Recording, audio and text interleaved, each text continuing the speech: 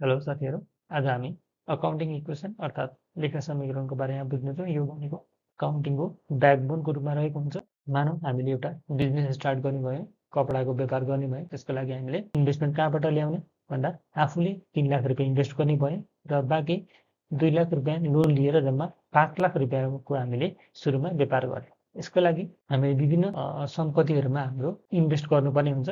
जुन हामीसँग भएको पुँजी जुन छ यो 3 लाख र 2 लाख गरेर 5 लाख हामीसँग सोर्स भयो फन्डको लागि। त्यसबाट हामीले फर्निचर पर्चेज गऱ्यौँ, प्रिन्टर्स एन्ड कम्प्युटर पर्चेज गऱ्यौँ। त्यस पछाडि इन्भेन्टरी हामीलाई चाहिने स्टकहरूको लागि इन्भेस्ट गऱ्यौँ। त्यस पछाडि हामीसँग केही क्यास रह्यो। यसरी जुन यो सोर्स छ, हामीले सोर्स र जुन जसलाई हामीले युटिलाइज गरेका छौँ त्यसको टोटल भनेको यता पनि 5 लाख छ र यता पनि 5 लाख रहेको छ।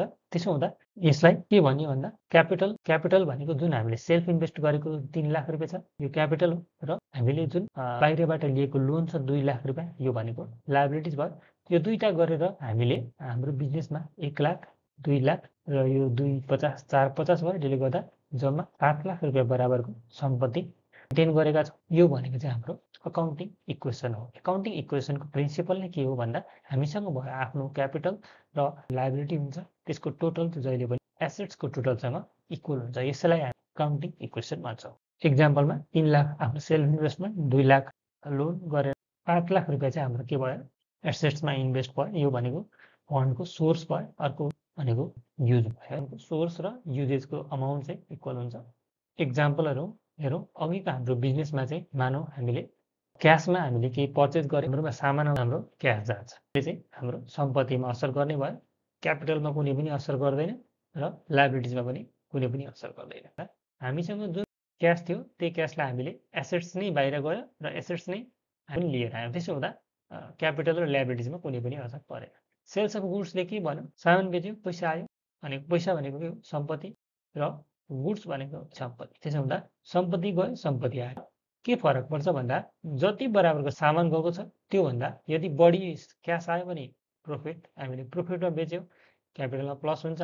यदि सामानको मूल्यभन्दा कममा बेच्यो भने त्यो भनेको हाम्रो लस भयो गर्नुपर्ने हुन्छ क्यापिटलमा। र लायबिलिटिजमा कुनै पनि फरक पर्दैन। एक्सपेन्सेस भनेको खर्चहरू, विभिन्न किसिमका स्यालेरी, रेन्ट, इलेक्ट्रिसिटी लगायतका खर्चहरू हुनसक्छ। यस्ता खर्चहरू भनेको चाहिँ हाम्रो सिधै क्यास जाने, अर्थात् हामीसँग भएको क्यासबाट हामीले यदि पेमेन्ट गऱ्यो भने के हुन्छ हाम्रो क्यापिटल पनि घट्छ र सम्पत्ति पनि घट्छ। लायबिलिटीमा कुनै पनि असर गर्दैन। क्यापिटल किन घट्छ भने एसेट्स त क्यासको कारणले घट्यो। क्यापिटल भनेको चाहिँ हाम्रो खर्च भइसकेपछि के हुन्छ, बढी खर्च हुनु भनेको हाम्रो नाफा कम हुनु हो। त्यसो हुँदाखेरि नाफा कम हुनु भनेको लस भएछ र हो।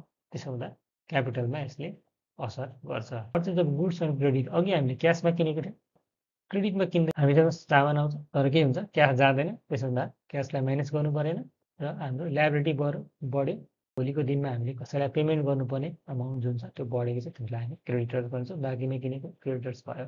यसरी लायबिलिटी कतिखेर क्रेडिट भयो, जति बेला हामीले सामान किन्यौँ पेमेन्ट भने पछि गर्नेछौँ। पेड टु क्रेडिटर्स, अब क्रेडिटर्सलाई पेमेन्ट गऱ्यौँ भने के भयो, लायबिलिटी बढ्दा हामीले तिर्नुपर्ने बढेको थियो, अघि तिर्नुपर्ने बढ्दाखेरि लायबिलिटी बढ्यो भने अब क्रेडिटर्सलाई हामीले पेमेन्ट गऱ्यौँ भने हाम्रो लायबिलिटी हामीले के गर्यो घटाउने काम गर्यो।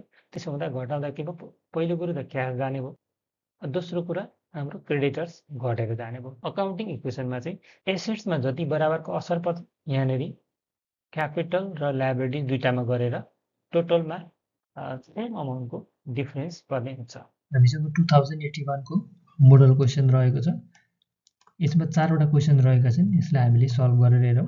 सबैभन्दा पहिला started business with cash 2 lakh and furniture 5 lakh भनेको छ।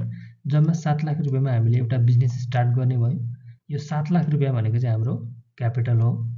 त्यो 7 लाख रुपियाँ क्यापिटल चाहिँ 2 लाख रुपियाँ क्यास र 5 लाख रुपियाँ फर्निचर गरेर एसेट्सको रूपमा बिजनेसमा इनपुट भएको छ।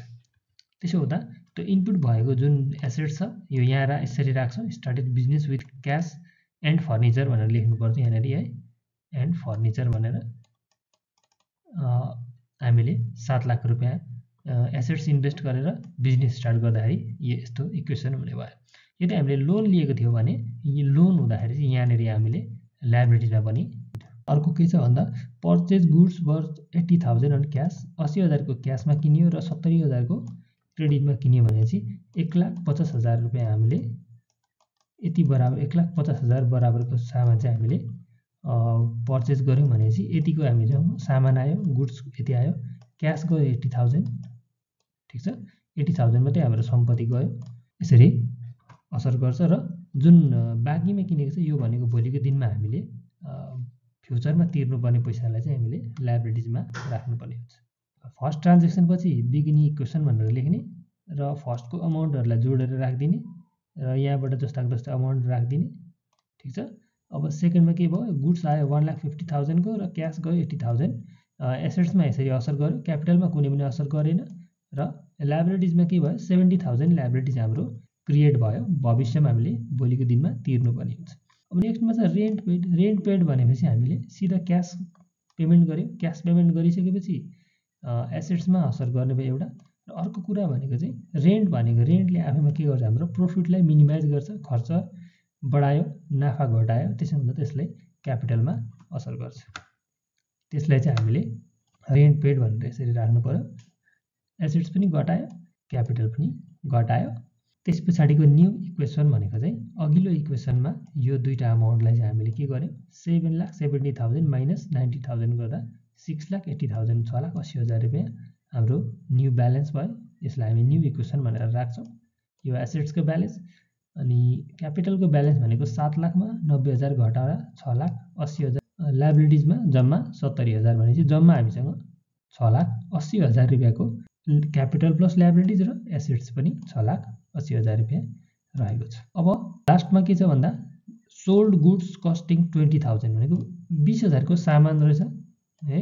20,000 को सामान हामीले बेच्यौँ। 20,000 को सामान बेच्दा हामीलाई 25,000 रुपियाँ के भयो, क्यास आयो भनेपछि क्यास आयो भने प्लस यसरी हामीले इन्ट्री गर्नुपर्ने हुन्छ। एसेट्समा 5,000 रुपियाँ हामीले एसेट्स धेरै पायौँ। आफ्नो गएको एसेट्स भन्दा आएको एसेट्स हामीले पाएको एसेट्स चाहिँ बढी छ। त्यो 5,000 हाम्रो प्रफिट हो, हामीले नाफामा बेचेको।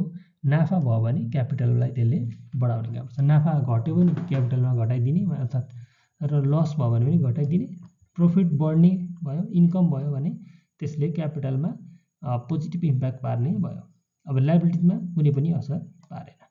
यसरी चाहिँ अघिल्लो इक्वेसनमा फेरि हामीले यो ट्रान्जेक्सनलाई एडजस्ट गर्छौँ। त्यसो गर्दाखेरि 6,80,000 5,000 थपियो, एसेट्समा क्यापिटलमा 5,000 थपियो र लायबिलिटिज जस्ताको तस्तै। यसरी टोटलमा हाम्रो फाइनल इक्वेसनमा 6,85,000 को इक्वेसन भयो।